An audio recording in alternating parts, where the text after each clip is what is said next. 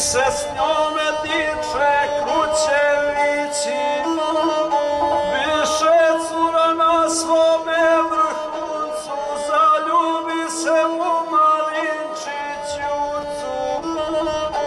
Koga cura nasri srca stavi i sve momke brzo zaboravi. Jurce curi miru podložio i ruži se teško zaklinjao. Sunce javor prije prozelenit, nego ću se sa drugom oženit.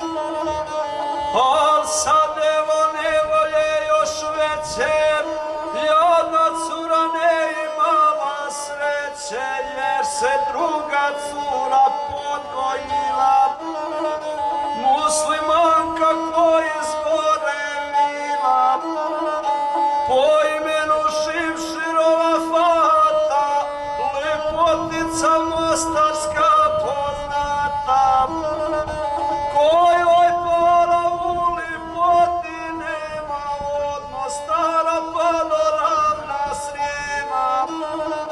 Sad se Jurce ovoj curi javlja i on svoju ružu zaboravlja. Kad je ruža razumila vijesti, od ljubavi nagle zanesvijesti, sidi sama u spavaćoj sobi, pa se misli što bi i kako bi. Plače ruža i proklinje sudbu, kao da je upala u udbu.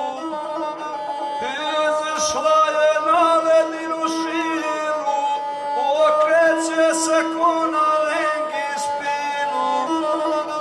Majci kaže udaću se mlada, ne od volje nego vodi nada.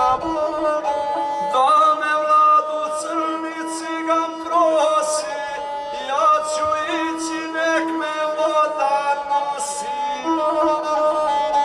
Ej, izprosi se mladome mladuncu, danju noću sve misli na Jurcu.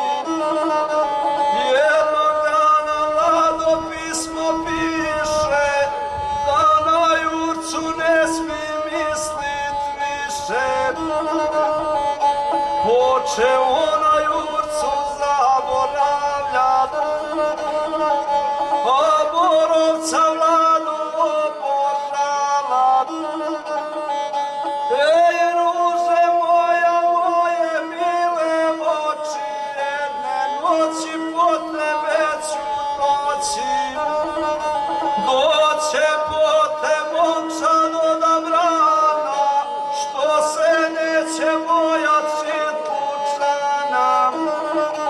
Pratit će te ličnosti velike, trebižanska glazba i muzike.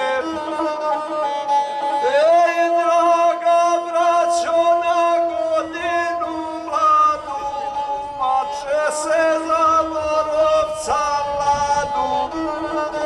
O tome se ponijela struja, da je ružu vodila Oluja.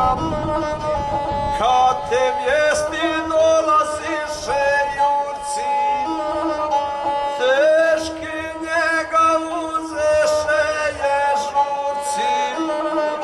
Potrbuške na krevet se pruži i duboko razmislimo ruži. Pritom majka svitovala sinka, nevista mi ne treba malinka.